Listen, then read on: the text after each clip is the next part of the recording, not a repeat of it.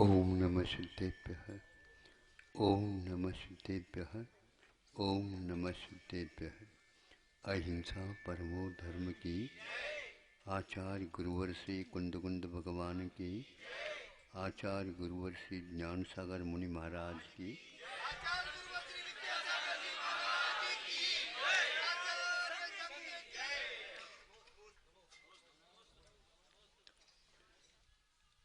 आचार्य समंतभद्र महाराज हुए, उनका जीवन आदि से लेकर के अंत तक उस व्रत को पठनीय है, वो पढ़ने योग्य है।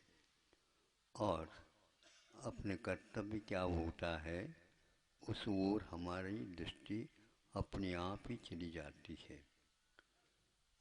ये शरीर है, जन्मता है और अपनी उम्र समाप्त करके मिट जाता है। ये इसका स्वभाव है। दीपक जलाते हैं, बाती रहती है, उसमें तेल भी डाला जाता है। तेल पूर्ण हो जाता है तो वह दीपक बुझ जाता है, भले ही उसकी बाती रहती है। वो बाती तभी काम करती है जब तेल होता है। इसलिए कि जब बुझ जाना अनिवार्य है, तो हम बुझने से पूर्व में अपना कार्य कर लें। तो यह एक समय है तो धर्म ध्यान करने के लिए निमित्त बनता है। आचार्यों ने कहा ये शरीर है, दीपक की भांति है, तो इसमें योग्य पेट्रोल डाल करके इससे हमें अपना काम करना चाहिए। वो धार्मिक आराधना के लिए कहा जा रहा है। किंतु बीच बीच में तूफान आ जाना या और कुछ निमित्त मिल जाना तो दीपक बुझ सकता है। बुझता है ना? हाँ। उसी प्रकार जब प्रतिकार नहीं होता, प्रतिकार ही नहीं कर सकते, उस समय क्या करें? जिस किसी को भी स्वीकार कर ले? नहीं। जिस किसी भी प्रकार से जीवन जीने की इच्छा धर्मात्मा कभी भी नहीं करता। वो भोजन देगा, समय पर देगा, शुद्ध देगा। यदि भोजन नहीं मिलता योग्य तो वो कहेगा कि हम नहीं खाएंगे। फिर धर्म ध्यान कैसा होगा? हम शरीर को छोड़ देंगे, लेकिन इस प्रकार हम अभक्ष भक्षण का काम नहीं करेंगे। प्रतिकार करने का अवसर यदि है, कर सकते हैं। प्रतिकार क्या है ये भी आप देख लें। प्रतिकार से क्या उम्र बढ़ेगी? नहीं।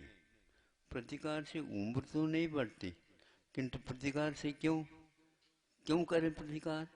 तो कोई आचार्य कहते हैं अकाल में मृत्यु मरण हो सकता है। उस अकाल मरण को रोकने के लिए ही औषधोपचार और औषध दान का प्रावधान किया है। ऐसा तत्वार सूत्र के ऊपर राजवार्तिक नाम की टीका लिखी गई है, उसमें लिखा, सुना आपने? हाँ। अकाल मरण को दूर करने के लिए यह औषध दान का प्रावधान दिया है। औषध दान के द्वारा मृत्यु रुक जाती है ऐसा नहीं, किंतु अकाल मरण तो दीपक में यदि छान करके हम तेल डालेंगे तो तेल तो है डाल दो ना, ऐसा नहीं, हम डालेंगे छान करके, है ना? इसी प्रकार हम भोजन करेंगे, लेकिन जो कुछ जिस कुछ भी भोजन को करें ऐसा नहीं, हम शुद्ध भोजन करेंगे। जंक फूड वगैरह जो वो नहीं करेंगे। नहीं सुनते? जंग खाया हुआ, जैसे लोहा स्वर्ण नहीं बन सकता पारस के योग से, उसी प्रकार ये आप लोगों का जंक फूड जो है ना, किसी भी प्रकार से जीवन देने वाला नहीं, जीवन लेने वाला है। इस प्रकार विश्वास रखिए। और औषध भी जिस किसी औषध का नहीं, किंतु शुद्ध औषध ऋषियों ने, संतों ने अपने जीवन में जो अध्ययन किया था इसका, क्योंकि शरीर है तो शरीर के जो है एक प्रकार से रक्षा तो करना है, लेकिन विषयों की रक्षा के लिए नहीं। तो इसलिए तो इसको उन्होंने रखा है धर्माय तनु विमोचनम। यह रत्न श्रावकाचार्य में स्वामी समंतभद्र महाराज जी ने कहा है धर्म के लिए इस तनु का विसर्जन करना पड़े तो कोई बाधा नहीं, ये इनके इन प्रकार नहीं। तो अभी वर्तमान में जो कहा जा रहा है इसके लिए कोई औषध नहीं है, ऐसा नहीं। ग्रंथों में लिखा गया है कि औषध दान जो लिखा गया है वो इसीलिए लिखा गया है कि अकाल मरण को वह दूर करता है। अब हमारा कर्तव्य है वर्तमान में जो कोई भी उपचार वह दुर्भिक्ष होना चाहिए, उपसर्ग होना चाहिए, ऐसा रोग हो जाए जिसका कोई प्रतिकार न हो। तो प्रतिकार नहीं है ऐसा नहीं, आया हुआ जो प्रकोप है प्रकृति में उसका कोई भी उपाय नहीं है ऐसा नहीं। आयुर्वेद के भंडार को आप याद करिए। आप लोग जो है वर्तमान में 100-200 वर्ष की जो कोई भी पेठी आई है उसके ऊपर ज़्यादा विश्वास रखते हो, ये गलत है। किंतु आयुर्वेद के ऊपर आप विश्वास करिए। कल ही हमने ये बात सुनी है तो प्रज्ञापराध के बारे में कहा, उसके साथ साथ और भी कुछ बातें। तो उन्होंने कहा कि आयुर्वेद में कहाँ लिखा क्या लिखा है, सब कुछ लिखा है।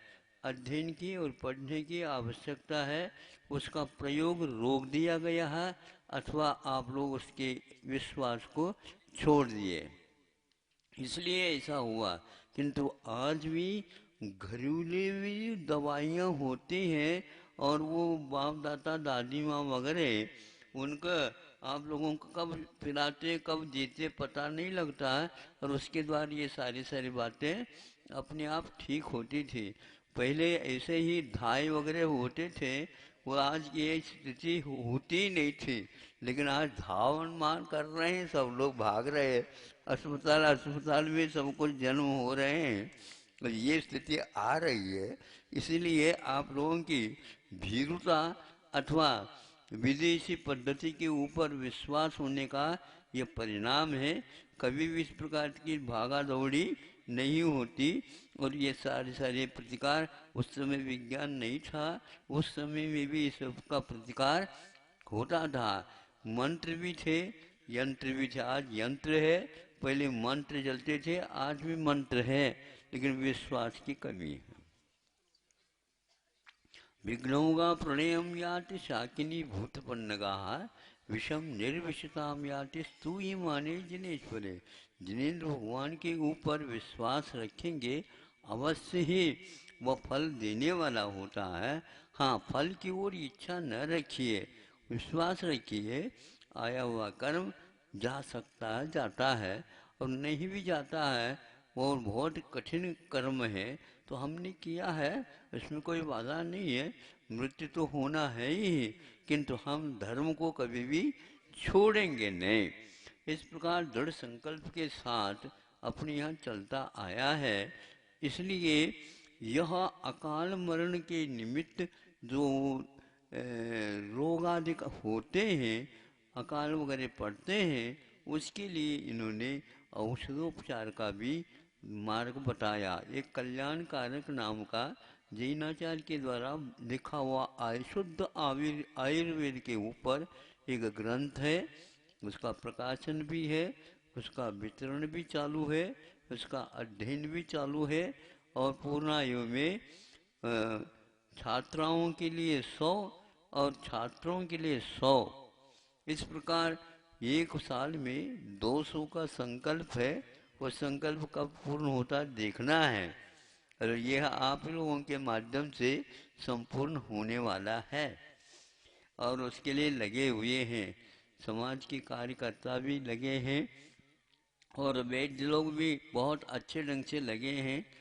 थोड़े से संकेत से कल जो है सारे के सारे आयुर्वेद के जितने भी औषधालय और जो कोई भी चिकित्सा पद्धति वाले हैं वो सारे सारे कहना आप प्रारंभ कर रहे हैं, क्योंकि जो है ऐसे निमित्त मिलने से ही वो विज्ञापन की बात आ जाती है।